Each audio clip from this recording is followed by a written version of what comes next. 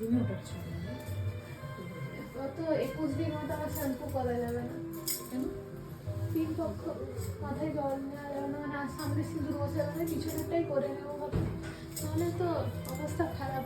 মাথায় কিরকম নোংরা হবে বলে তো, কত যে ধুলো মাথায় ঢুকেছে, হ্যাঁ, এই তো সব ধুলো উঠছে। সেটা যখন ঢোকাও মানে তোমার হাইটটা আছে বলে চুলটার জন্য ঠিকঠাক, তাই না? না হলে তোমার আমি কাউকে চুলে হাতও দিই, মানে ধরো বাবাই আমার চুল কেটে দেয়, আমি আজ পর্যন্ত পার্লারে চুল কাটিনি।